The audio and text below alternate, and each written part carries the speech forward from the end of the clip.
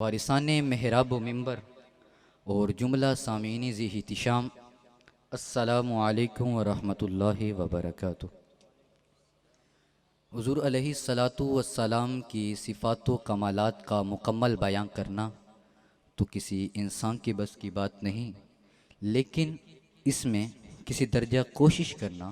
انتہائی خوشبختی کی علامت اور دنیا و آخرت کی ایسی نعمت ہے کہ جس کو حاصل کرنے کی ہر مسلمان کو ہر لمحہ کوشش کرنی چاہیے۔ اللہ تعالیٰ نے حضور علیہ الصلاۃ والسلام کو سب سے اکمل، سب سے اجمل، سب سے عرفہ، سب سے اعلیٰ، سب سے انور، سب سے احسب، سب سے انسب، نیز زبان و بیان میں جس قدر الفاظ کسی مخلوق کی توصیف میں استعمال کیے جا سکتے ہیں اور جس قدر آج تک حضور علیہ الصلاۃ والسلام کی تعریف بیان کی گئی اور جس قدر آج بیان کی جا رہی ہے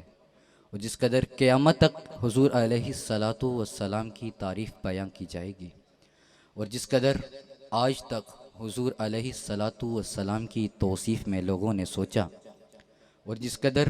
لوگ آج سوچ رہے ہیں اور جس قدر قیامت تک لوگ حضور علیہ الصلاۃ والسلام کی توصیف میں سوچیں گے اور جس قدر آج تک لوگوں نے حضور علیہ الصلاۃ والسلام کی بڑائی میں لکھا اور جس قدر آج لکھ رہے ہیں اور جس قدر قیامت تک حضور علیہ الصلاۃ والسلام کی بڑائی میں لوگ لکھیں گے، حضور علیہ الصلاۃ والسلام کی ذات والا صفات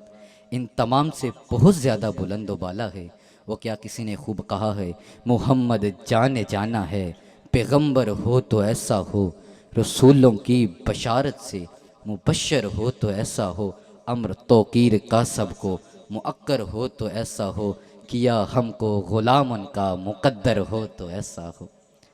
حضور علیہ الصلاۃ والسلام کی شان کو سمجھنا ہر کس و ناقص کے بس کی بات نہیں۔ کچھ لوگ تو ایسے ہیں کہ جو شان مصطفیٰ کو گھٹانے کے لیے نعوذ باللہ قرآن کا سہارا لیتے ہیں، لیکن یہ بات یاد رہے، جب تک قرآن کے دونوں انداز اور تصویر کے دونوں رخ نہ دیکھے جائیں ایمان نصیب نہیں ہوتا۔ جہاں ایک جگہ یہ ہے کہ میں خود بخود نہیں جانتا میرے ساتھ کیا ہوگا اور تمہارے ساتھ کیا ہوگا، صرف اس عقائد کو لے کر جگہ جگہ بیان کرتے رہنا اور توہین علم مصطفیٰ کا مرتکب ہوتے رہنا، یہ ایمان نہیں، یہ تو حضور کی شان بندگی ہے۔ دوسرا پہلو بھی ساتھ ملایا جائے، شان محبوبیت و افضلیت یہ ہے کہ جس گناہ گار کو بھی اپنی آخرت کا خطرہ ہو وہ در محبوب پہ آ کے استغفار کرے، نہ صرف خطرہ ٹل جائے گا بلکہ لَوَجَدُ اللَّهَ تَوَّابًا رَحِيمًا۔ ارے یار، جس محبوب کے در سے غلاموں کو بھی بخشش کا پروانہ مل رہا ہے، اس رسول کو اپنا بھی پتہ نہ ہوگا کہ اس کے ساتھ کیا ہونے والا ہے، جبکہ اللہ نے یہ بھی فرما دیا وَلَلْآخِرَةُ خَيْرٌ لَكَ مِنَ الْأُولَىٰ۔ کس منہ سے میں بیان کروں شان مصطفیٰ، کس منہ سے میں بیان کروں شان مصطفیٰ، کیونکہ خدا بخود ہے ثنا خوان مصطفیٰ۔ ارے صاحب، انما انا بشر مثلکم مقام بندگی ہے،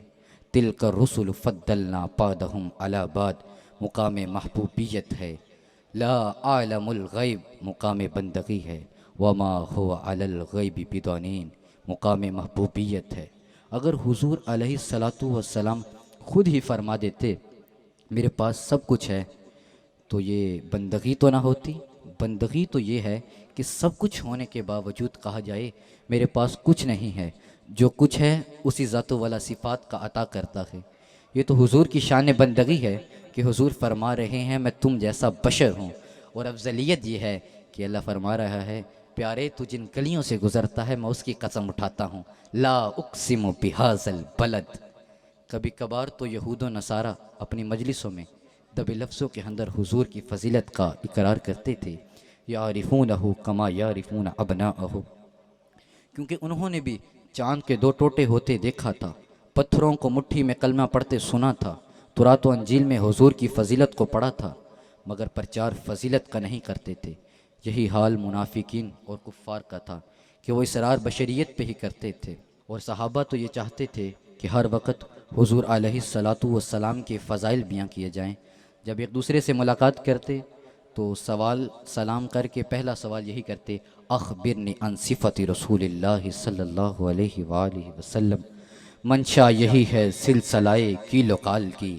منشا یہی ہے سلسلائے کیل و کال کی، ہوتی رہے ثنا تیرے حسن و جمال کی۔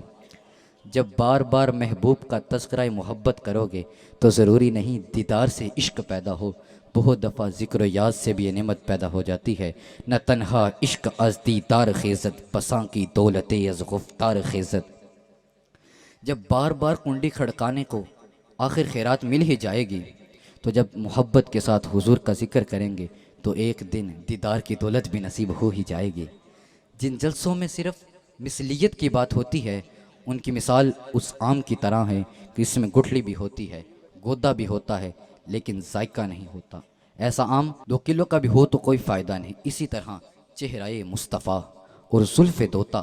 ایمان اور عقیدے کی جان ہے، کیونکہ اسی سے ایمان کے پھل کو ذائقہ ملتا ہے۔ بظاہر ذوالخویسرہ کا حضور علیہ السلام کو اے دل یا محمد اتق اللہ کہنا ثواب کی بات لگتی ہے کہ عدل اور تقوی کی تلقین کر رہا ہے، مگر اس کو یہ تک نہیں پتا کہ کس کے سامنے کھڑے ہو کر یہ بات کر رہا ہے، جب عدل اور تقوی ہی ان کے در کی خیرات ہے۔ ارے صاحب ایک بات کہوں، اللہ اور نبی کی ذات ایک نہیں، لیکن اللہ اور نبی کی بات ایک ہے۔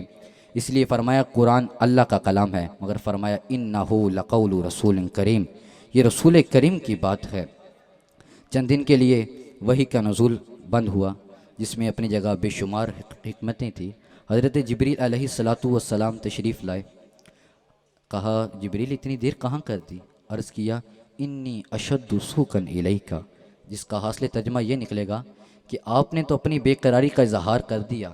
لیکن میں نے بھی یہ دن چین سے نہیں گزارے، دونوں طرف ہے آگ برابر لگی ہوئی۔ وَلَكِنِّي عَبْدٌ مَامُورٌ، ہم تو رب کے حکم کے پابند ہیں۔ وَمَا نَتَنَزَّلُ إِلَّا بِأَمْرِ رَبِّكَ، ہم تو آپ کے رب کے حکم کے پابند ہیں۔ ادھر رک کے ایک بات کروں کہ یہ نہیں عرض کیا ہمارے رب کے حکم سے، یا یہ نہیں عرض کیا تمام جہانوں کے رب کے حکم سے، بلکہ یہ عرض کیا آپ کے رب کے حکم سے، جس کا واضح مفہوم یہ نکلتا ہے کہ وہ آپ کا ہے اور آپ اس کے ہیں، ہم تو آنے جانے والے ہیں۔ جب اترتی ہے میری روح میں عظمت اس کی،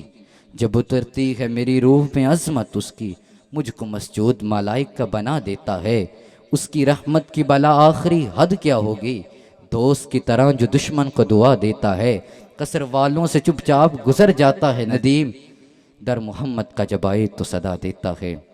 کسی نبی کے پاس حضرت جبریل علیہ السلام 10 مرتبہ، کسی کے پاس 15 مرتبہ تشریف لائے، لیکن حضور علیہ السلام کے پاس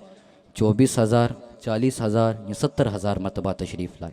تو جس سے یہ بات واضح ہوتی ہے کہ دیگر انبیاء کے دوار میں جبریل کا ٹھکانہ سدرہ تھا، کبھی کبھی زمین پہ بھی آیا کرتے تھے، لیکن حضور کے دور میں جبریل کا مسکن ہی مدینے کی گلیاں تھی، کبھی کبھی سدرہ پہ بھی چلے جایا کرتے تھے۔ اسی لیے تو رمضان کا مہینہ آتا، یا اللہ 1 مہینے کی چھٹی عطا فرما، تیرا محبوب بھی فارغ ہے، تیرے پاک کلام کا دور کر رہا ہوں۔ ارے یار بہانہ دور تھا، اصل مقصد کچھ اور تھا، جس کو حسن رضا خان بریلوی نے یوں بیان کیا، بے لکائے یار ان کو چین آ جاتا اگر، بے لکائے یار ان کو چین آ جاتا اگر، بار بار آتے نہ یوں جبریل سدرہ چھوڑ کر۔